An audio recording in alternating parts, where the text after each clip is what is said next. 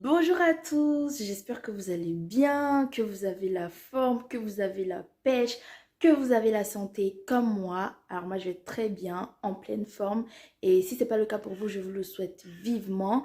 Et je n'ai pas disparu, au contraire je viens avec un sujet très intéressant pour les personnes qui ont un logement en location, deux logements en location, trois logements en location ou même pour les personnes qui voudraient avoir un logement en location, deux logements en location, trois logements en location ou pour les personnes qui seraient intéressées comme ça à tout hasard. J'ai une information de taille à vous faire passer. Donc si vous avez envie d'en savoir plus, restez jusqu'à la fin. C'est tout de suite.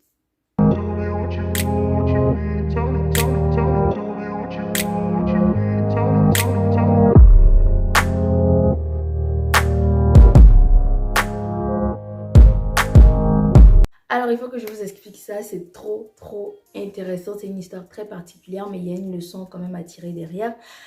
C'est un squatteur, l'histoire d'un squatteur, monsieur X, qui se promène dans son logement squatté. Donc, c'est-à-dire qu'il occupe illégalement le logement depuis environ 2 ans. Et il s'est dit, ah bah, qu'est-ce que j'ai bien dormi aujourd'hui. Qu'est-ce que j'ai bien dormi? Ici, dans mon logement squatté, j'allais prendre un peu d'air à la fenêtre de la cuisine et m'accouder sur le garde-corps de la cuisine, de la fenêtre de la cuisine. Monsieur le fait, il tombe parce que le logement n'est pas bien entretenu, il a des préjudices, il a subi un préjudice, donc il se dit, bah quand même, j'ai subi un préjudice, il faut que j'attaque le bailleur en justice parce que je me sens blessée dans mon amour propre, il faut que je sois dédommagée.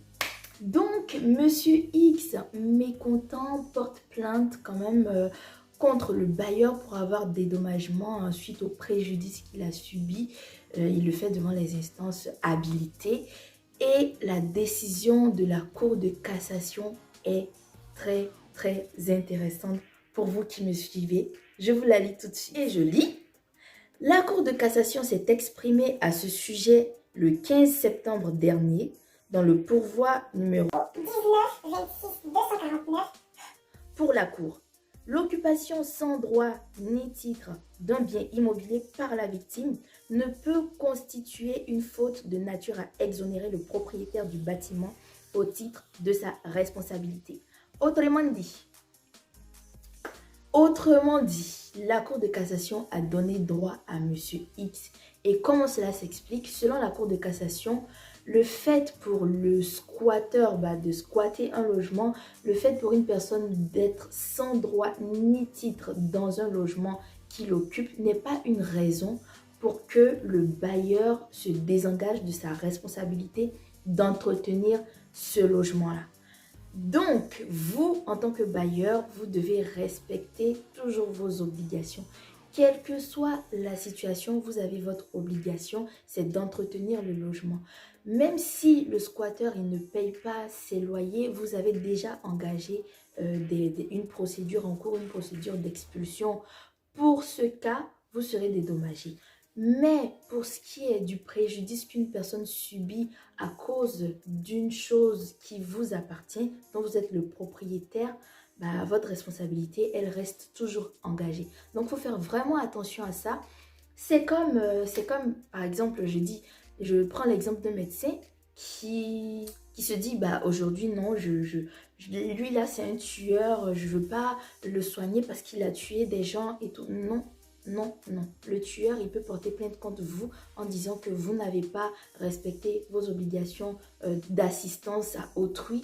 Donc, chacun ses obligations, chacun respecte ses obligations. Alors, ce que je pense, c'est que le bailleur aurait pu obtenir gain de cause s'il avait pu prouver au juge qu'il a missionné des entreprises pour faire des entretiens dans le logement et que le squatteur aurait refusé l'entrée de ces prestataires-là dans le logement.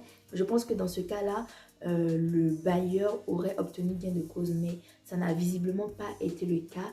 Et du coup, la Cour de cassation a donné raison au squatteur X. C'est fini pour aujourd'hui. J'espère que cette vidéo vous a plu. Donc, dites-moi quand même ce que vous pensez de cette situation.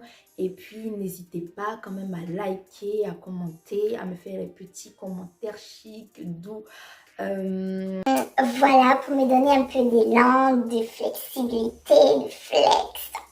En tout cas, c'était un plaisir pour moi de vous partager mon avis sur ce sujet. D'ici là, portez-vous bien. Je vous fais de gros bisous, d'énormes bisous, des big bang bisous. Portez-vous bien.